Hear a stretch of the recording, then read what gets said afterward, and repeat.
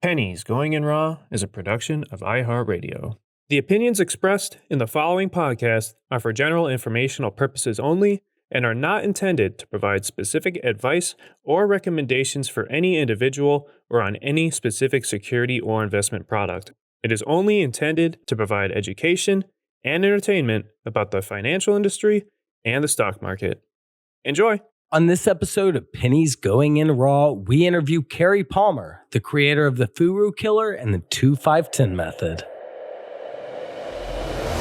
You find out life's this game of pennies. Oh, you guys know we only have a 40% runner. Hello? 40% is a fucking killing. We've been compliant for too long. It's time we go to war. I don't have a Roth. Hugh knows so much about the market that his brain doesn't have enough room for grammar. Hey, who told me about IDEX? It's going up a shit ton now. Rob, 4%, baby. No way. 4 fucking percent. You asked the exact same question with 2 words different. It's like, man, I just got dick whipped for like 20%, and now that f***er's up like 50. I bet Warren Buffett never did that. I'm just making this voice memo to call out unusual whales to a fight. The pennies we need are everywhere around us. Pennies. Going in Raw. Featuring Dan, Deity of Dips, and Hugh Honey. Produced by Vinny. And Christian. Let's go, baby.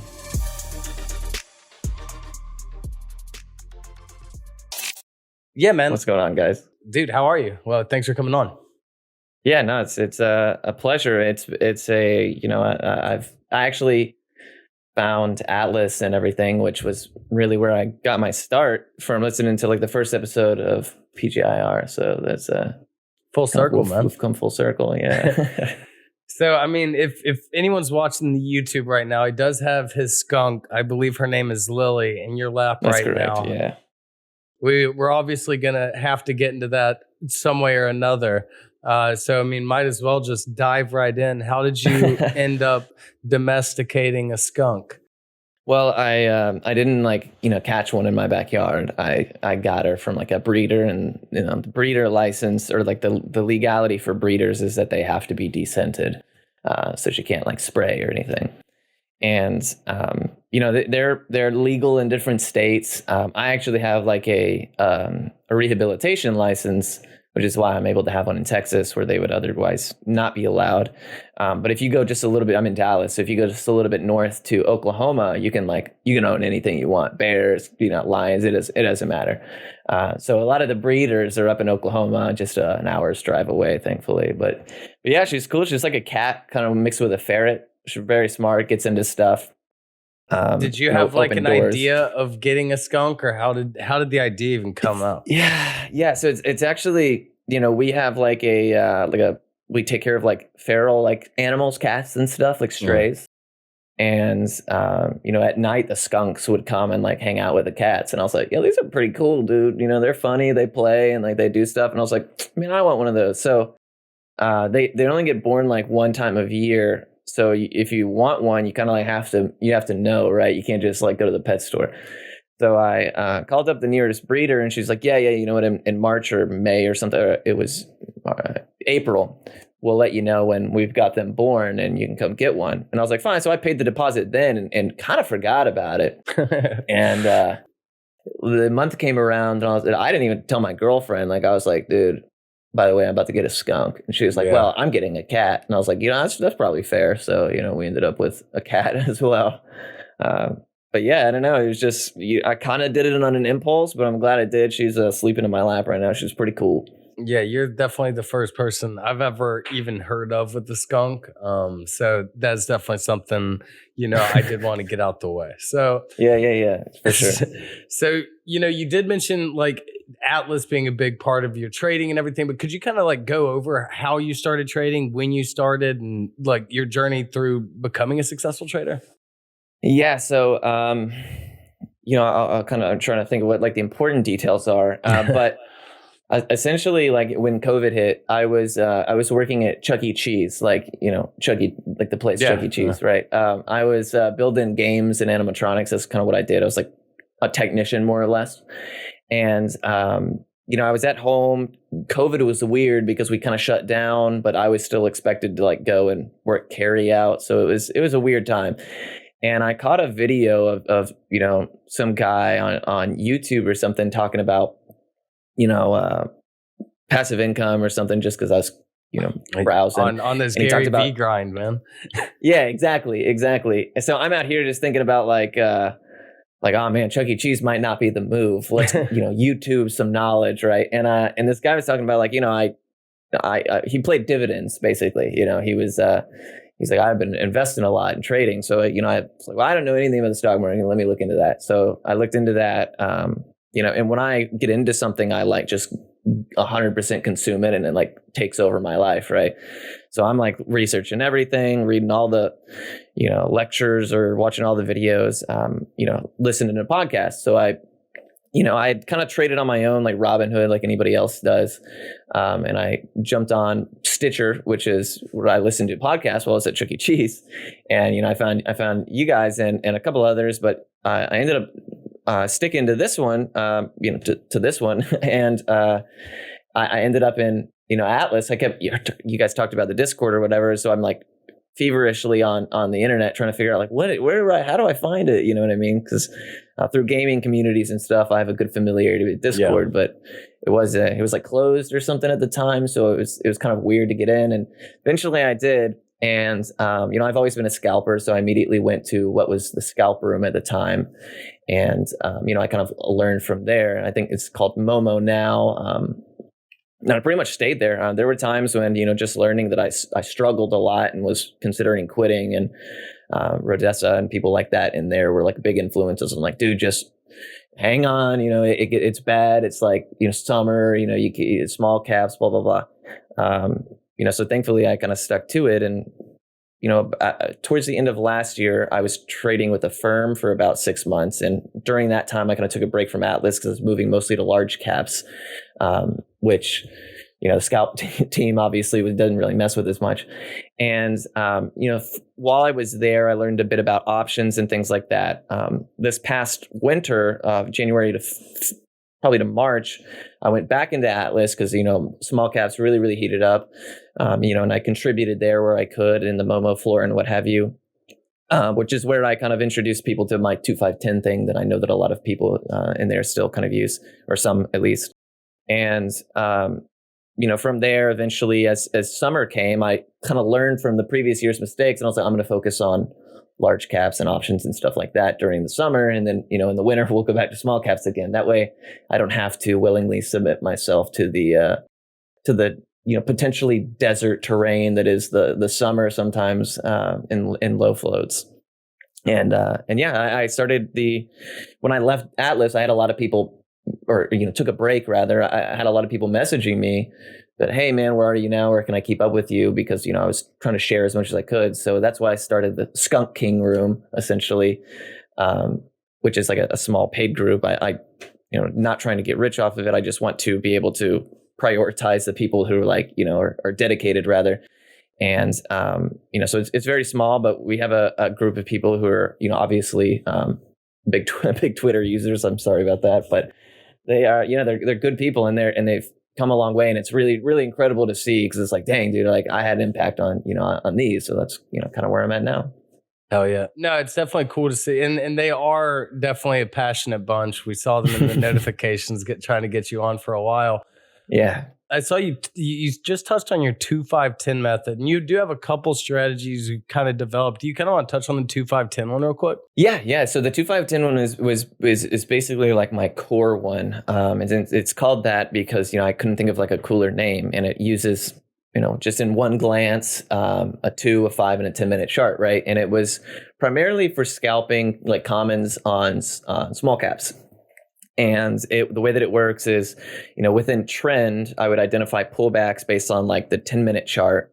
And then I would look to see like confirmation of strength and volume and stuff on the 5, and then I would take my entries on the smaller time frame. And through that, I would, on the 10, draw like a couple of lines that I considered key levels based on 10-minute candles, and then make a zone so that when price came into that zone, I would add like 100 shares at the top, and then 200 shares a little lower, and kind of just average down to what would eventually be my full position size within that range. And then I'd have a defined stop at like what would be the failure of that trend, right? So it's very, very simple in terms of like, how to do it. I think that a lot of people kind of latched onto it in Atlas and stuff, especially newer people, because you identify a space, you put your bids in ahead of time, you have your stop loss ahead of time, and you literally don't do anything, right? Which I think is what a lot of people need, because it keeps the head game out of it, right? It either stops you out or it goes to your profit target, and there's none of that emotional element of like trying to manage the trade, which I was terrible at. Which is kind of why I needed something that would help remedy that, so to speak. And now, of course, you can do it with large caps or OTCs or options or whatever, as long as you know what your share size is and your max risk and all that kind of stuff. You can just kind of adjust it based on whatever you're playing. So I still to this day use it. Everybody in the skunk room uses it. And it's essentially at its core just a trend-based scalping system. So, yeah, no, I'm a big scalper as well. And then another one you had is your Furu killer method.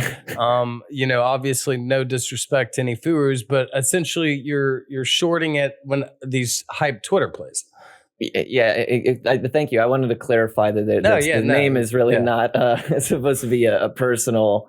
No, of course. But essentially the way that I come up with strategies is I start with like an idea, right? And my idea was watching, because I have homies, and me and Tommy give each other grief because I will short something after he's kind of played it up, and after he's played it and it's gone up, and then they get out, and then I'm like, all right, my turn, right? So we give each other a little bit of heckling every once in a while. But my idea was that, eventually these Twitter plays, like as they go and go and go, they have significant backside, right? Like the rug pull or whatever you want to call them as people kind of unload. And so the idea is they're like, all right, well, there's potential in that downward move. And then from there, I factor in like, okay, instead of figuring out how to make it win better, because like it already does that, right? Like it wins. It does what it's supposed to. It comes down eventually. I wanted to figure out like, okay, how do I mitigate the risk that come along with it? So the plan there was, okay, instead of, shorting where you would guess the top and risk getting stopped out or whatever, I wanted a better way to kind of identify like when the backside was already established. And that way, I might not get in at the top, but at least I'm protected from what could potentially just be, a fake out, a dip, what have you. And, through that, I was able to kind of do some back testing, of course. I looked and I was like, all right, well, 50% retracement, I'll get in at the close. And then the next day, like I found that they would sometimes have like a dead cat bounce or something that would stop me out. And I was like, all right, well, how about as long as it doesn't set a newer high the next day, then I'll get in on the second day after the big anomaly run up day or whatever. And I find that worked a lot better. And, the idea behind it is essentially that like, as things stop going up, straight up, right? People on Twitter have a bad habit, or just, people emotional, big, Twitter chatter stocks, people are like, oh, it's not going up. It's supposed to go straight up. I'm going to pull out. And as some people pull out, more people pull out, and it, kind of unwinds. So I know that like after it's stopped, it's like running straight up. It's usually good for at least a dip. Right. So, that was because, Furu killer, because it's, based off of Twitter chatter, but it's something that I kind of came up with and gave to the room, and they've really enjoyed, especially because it's like an overnight usually position. Something I did PETV recently, and that one did really well. It doesn't give you can't do it every night, but on occasion when it gives you the opportunity, it does work well, and that's what I'd prefer is it to work when it's supposed to, and not necessarily anything else. You've developed two strategies in an overall short amount of time, it seems. Like, what is the crafting process for these strategies? I know you said it starts with an idea, but I mean, like, there's obviously got to be so much fixing, and then you have to realize, hey, this is where I can take profit, because all of these are very technical. You're making basically everything before just to eliminate the emotion? Like how do you tweak these? How do you go about developing them? Yeah, so that's it's a good question, and like you mentioned, the idea is usually what's first, right? And kind of even before that is like, as I first started trading, I realized like, what am I the worst at? And I'm the worst at like, emotionally managing a trade. I'm terrible at it. I will, cut myself short or hold too long, like over and over. I just, it's something that I struggle with. So, when knowing that, I try to, anytime I have an idea, say, okay, well, how can I kind of mitigate my weaknesses or the plan's weaknesses more so than like, how can I pump up the strength of it? Because if it's an idea that, has merit, it's going to work on its own, right? Like you don't need to worry about like maximizing it as much as you need to. Okay, when it doesn't work, how do I know and how can I minimize that? So, Furu Killer, I have a swing strategy, 2, 5, 10. There's probably 5 or 6 different ones we use in the flush points.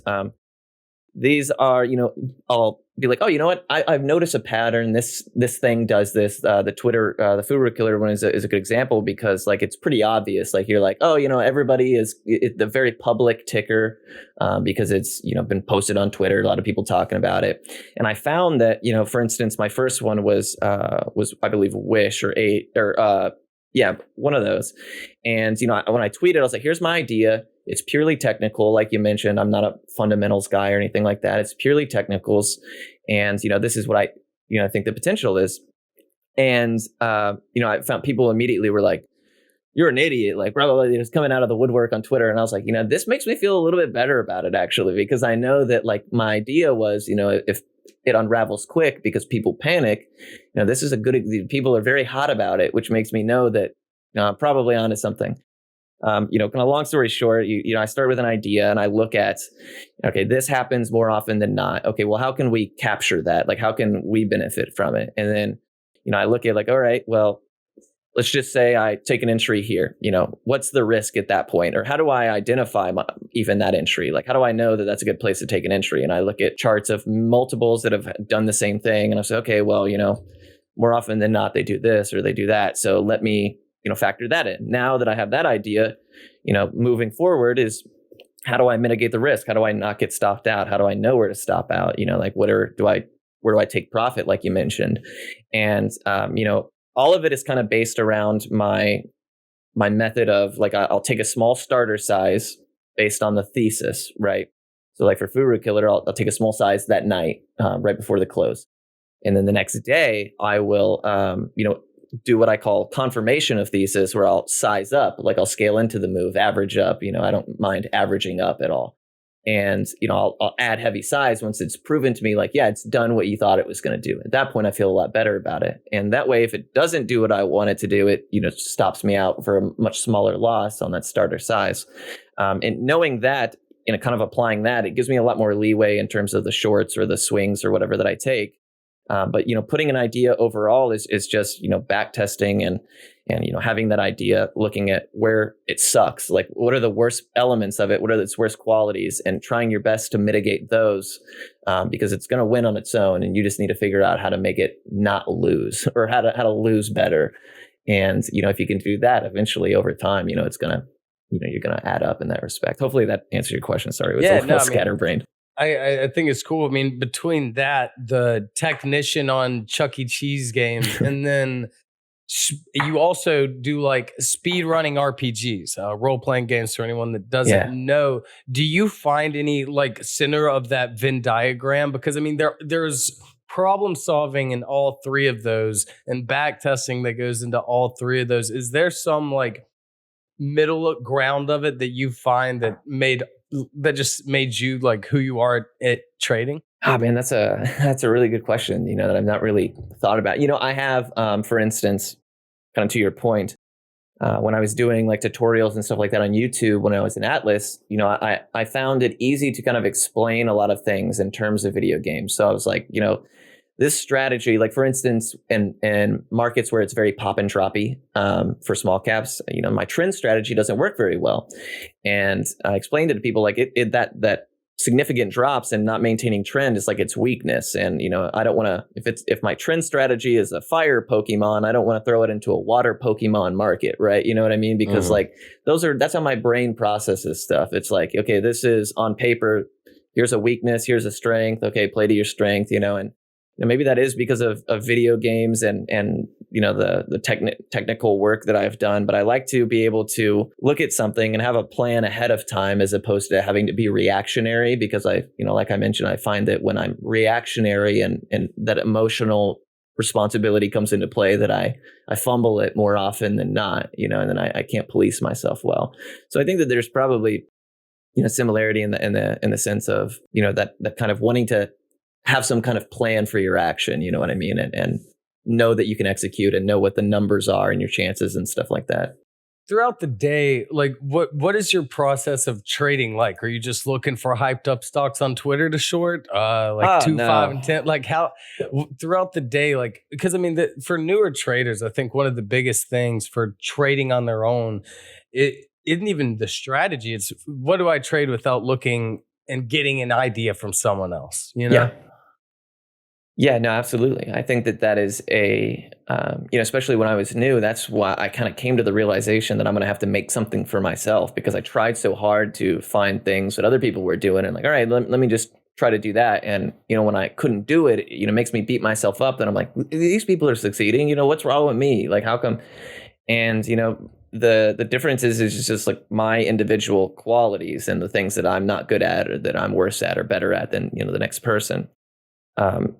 So generally I will, in the mornings, I will, scalp. I do the Twitter plays only when they present themselves, not super often, maybe a couple a month, 3 or 4 a month. But generally, like I'll wake up in the morning and, in the Discord, I'll put together 4 tickers that I like at the bell, and I'll chart out where I expect them to pull back to. And we play the pullback to a zone or the pre-market high break, and we play them with options. And usually that Momo right off the bell on large caps is extreme, and options move quite quickly at that point. And so I put that list together, and we kind of talk through what we think we see. Potential levels. I list them all. This is where I'll be playing it.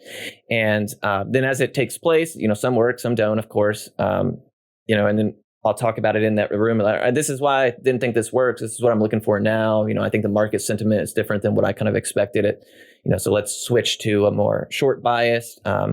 And the biggest thing that I preach is like, don't focus on the market having to be a certain way. Like it doesn't have to be a green day. It doesn't have to be a red day. Like just know how to adapt to like, oh, is it, is Powell about to come in and wreck shop on the SPY? Like, well, sure. Okay. Well, then know that that's a possibility and play it as so. Don't be trying to take longs where they're not available. Just, kind of play to what you see. So, that's why I stress be able to short, be able to swing, be able to take puts, take calls. If you focus too much on one thing, then, you have a much harder time succeeding when there's, that setting is not presented to you.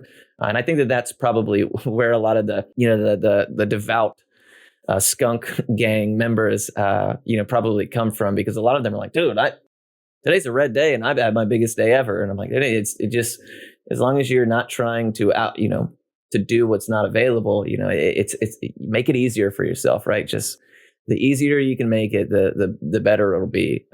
So, that's kind of that's kind of what I do on the daily. And then the swings and stuff, obviously, are, I scan for them and I see what looks good. Yeah, you have like, it seems like you're like a jack of all. This sounds rude, like jack of all trades, master of maybe none, maybe like 1 or 2. But it seems like you're so good at adapting to like whatever situation. Do you really? Is there anything you think you need to get better? Obviously, we all want to get better, but what do you think is something you need to get better at personally, like when trading? Because it seems like you've gone over short swings, all of this stuff, and it's like you have so many tools on your tool belt. Yeah, that's a great question. And I think that idea of having so many tools in my tool belt is because, I'm, like you mentioned, I'm just not, amazing at one thing in particular. And, in order to give myself the best chance, I was like, well, I'm going to need to be able to do more if I can't just really milk one thing. So, I think there's a lot that I could improve on. I try to preach this, like, I'm not perfect. I know that on Twitter and stuff like that, when people are like, oh man, you look up to this guy. And I'm like, dude, I worked at Chuck E. Cheese 8 months ago. You know what I mean? Like, I'm just a guy, and I'm trying to get better. And the best way that I can do that is I preach it to everyone all the time, is like review my trades at the end of the day, see where, what I thought was going to work didn't, see why, maybe interpret that moving forward. And I tell everybody to, especially in small caps, to journal what you play, and like all the way down to the setup. So like if I was to play a bull flag, I'd write bull flag, 10 o'clock, this ticker, what have you. And then after I played it, I'd say, okay, win or loss, and I'd do that for every setup, so to speak, or every idea I took. And then at the end of the month, I would look at that notebook and be like, all right, I got a 80% win rate on bull flags and a 10% win rate on bear flags, and I'm about 50% on breakouts, right? Well, at that point, I know, like, all right, never play a bear flag, and like size up on bull flags, and maybe proceed with caution on the one that I'm 50% on, right? And just knowing that information, which is a big part of like all of my different styles or things, is where I can know that I suck at some things and maybe focus on them less, and just only utilize the areas where I have more success. And on top of that, just the psychological element of like being able to take losses, is being able to have a red day and bounce back. Like, my biggest issue is when I'm red, I'm like, I can get out of this. And then I'm big red, and I'm like, wow, I wish I would have been small red. Like those are the things that I struggle with every day. Yeah, absolutely.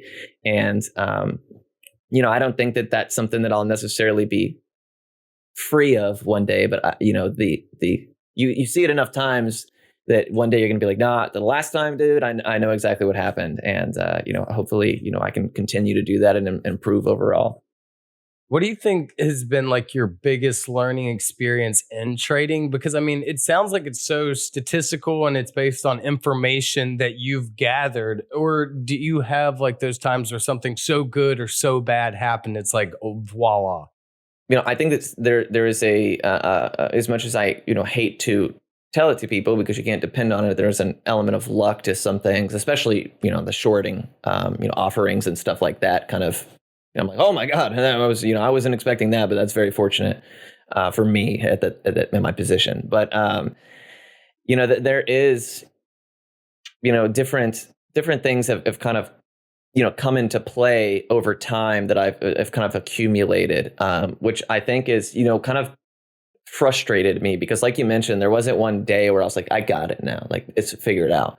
It was a long process of figuring stuff out and being like, oh yeah, I got it now. And then realizing I don't, and like taking a huge loss or, misplaying something and being like, oh man, maybe I'm not where I thought I was. And then, having to rebuild. And, it felt like I was taking so much longer than some of the people I see posting gains on Twitter or whatever. Like, oh, hell yeah, 2x my account, 25 to $1 million in a week. And I was like, man, like I feel like I'm so close to getting it sometimes, and then I'm not. And, over time, I realized that like, all right, let's just focus on doing less failing and hopefully that over time will start to compound the days where you're already doing well. And, I think that was in focusing on that still is my biggest priority, because like, I know that a lot of people can sometimes, and people mean well, they're like, look, I made it from 10 grand to a bazillion dollars, and it's motivational or whatever. But some people like myself would look at that and be like, man, comparing myself to that, it's like, what am I doing? Like, how come I'm not better? Right. And instead of appreciating that, like, my journey rather was not necessarily as identical. Yeah. Just understanding that everyone's chart is different. Like every stock has a different chart. Every trader's portfolio is going to be different, their experience. I mean, 8 months is still, right? That's how, or Hugh's here, been? by the way, guys. I started trading. I'm sorry. I totally botched the timing. No, I started trading during COVID, basically. So it's been this is like going on the year and a half mark, 16 months or so. No, I mean, it's still incredible to still have that kind of success. I mean, anyone that knows my story, it was way longer before I saw any success. But no, I mean, I'm just fascinated because you and I are we're definitely different inside the trade. Like I totally am inside the mindset that, you know, you should focus on one strategy that you find that you find works best for you and go out from there. But I would like to think that I could sit there and have 5 or 6 different things inside my tool belt to do. And, you know, even though I have different strategies, it comes down to, you know, like I know for a fact that my day trading account is 1/10 of the size of my swing account. But I still think that's really cool to hear your process, and I'm enjoying hearing it. Yeah, well, you know, I appreciate you guys giving me the opportunity to share. And yeah, you know, and that's, you know, I totally agree with what both of you said, right? It's like you do what works for you. And if don't try to make something that works for you not work for you, of course, right? You know, focus on something that, you know, whether it be, and that's kind of how I developed my first thing myself, was I was like, dude, I can't get any of these, you know, I was on YouTube trading strategies, you know, teach me, I want to learn all this strategy. And I learned a bazillion strategies and I sucked at every one of them. And I was like, dude, how is this possible? And eventually I found a thing that worked, and, you know, I built off of that when it influenced, you know, oh, I see a potential in swings or shorts or what have you.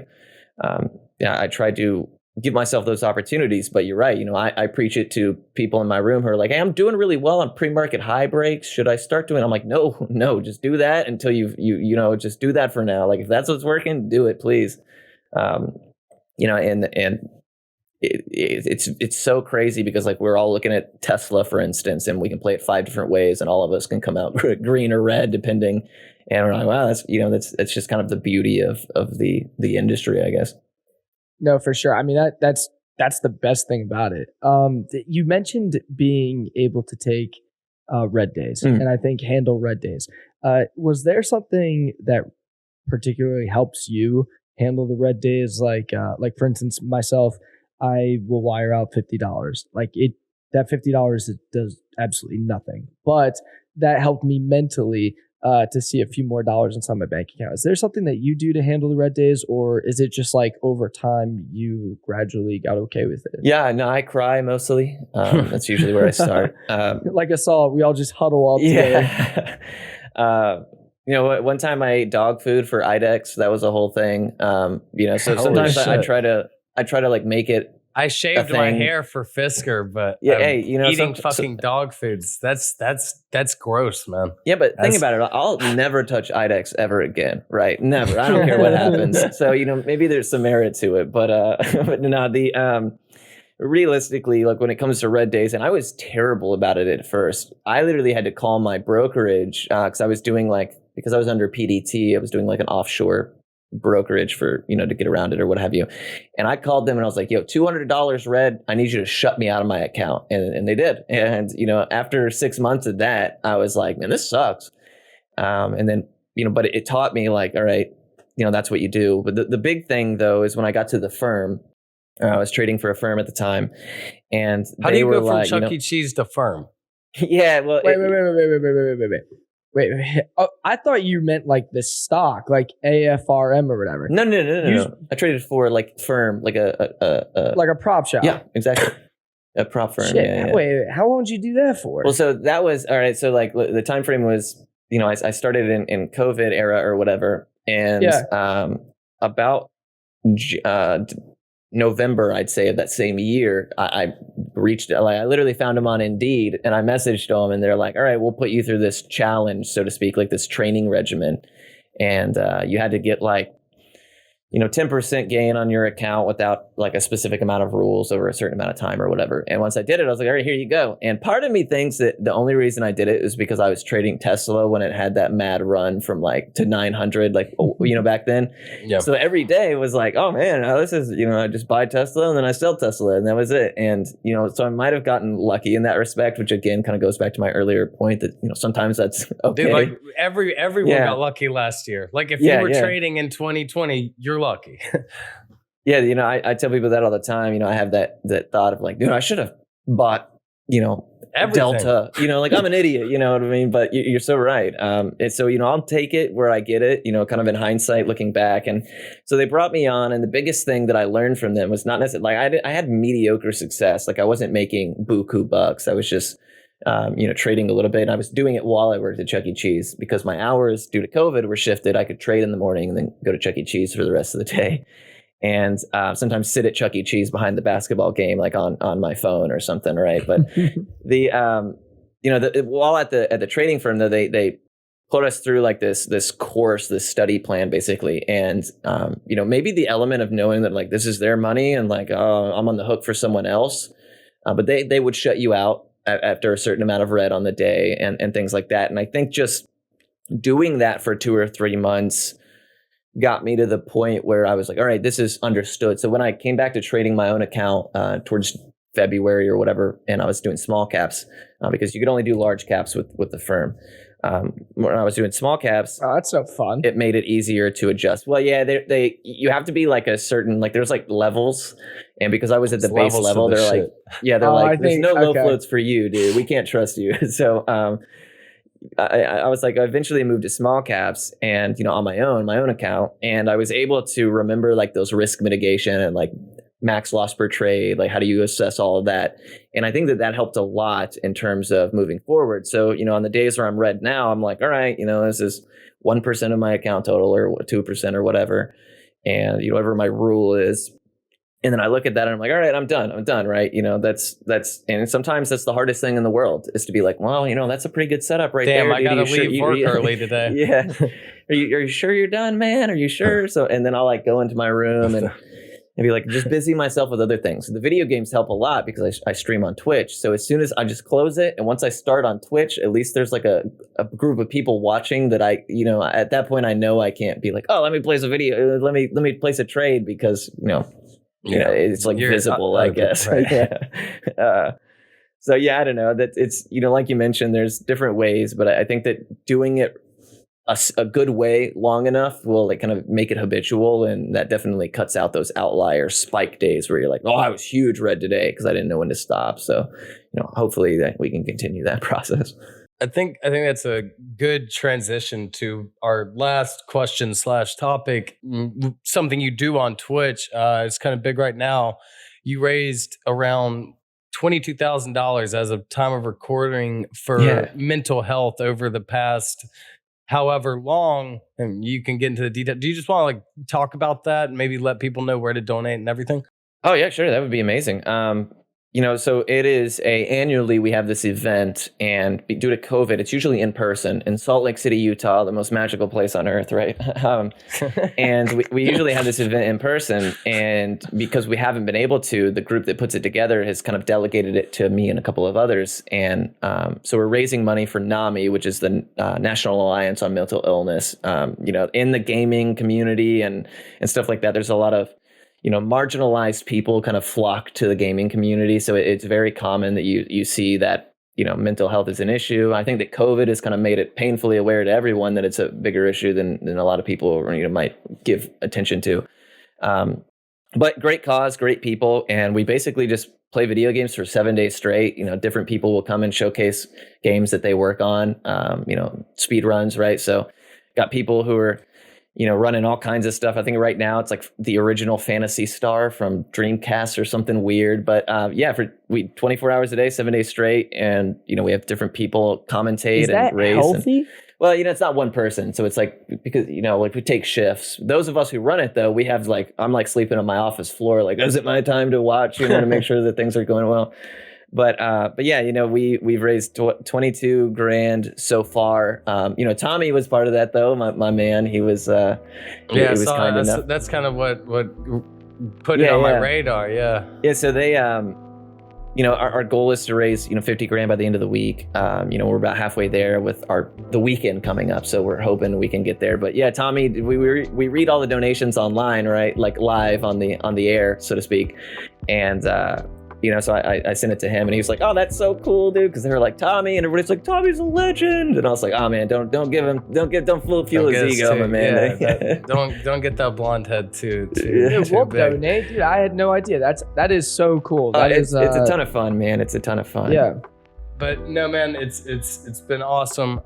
You're so well spoken. This is very real, and I think it's gonna really help a lot of people. And yeah, just thanks a lot for coming on. Oh yeah, can I give the link, I guess, to the stream if you guys want to watch it or whatever? I totally yeah, for sure. So it's dude, of course. It's twitch.tv/RPG limit LIMIT break BREAK. And if you just want to watch, that's more than welcome. If you want to donate, you can find the link there, like on the screen.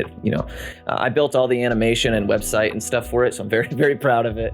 But it's good fun. So I appreciate you guys letting me take the time to We'll speak. include that on the tweet this week when we put out the episode. Awesome, man. That would be incredible. So thank you guys for having me. Shout out to the Skunk Gang. I know that they have been politicking, so to speak. So I appreciate you guys putting up with it.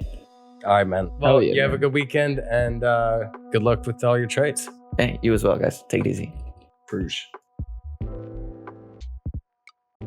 Pennies Going in Raw is a production of iHeartRadio. For more podcasts from iHeartRadio, visit the iHeartRadio app, Apple Podcasts, or wherever you get your podcasts.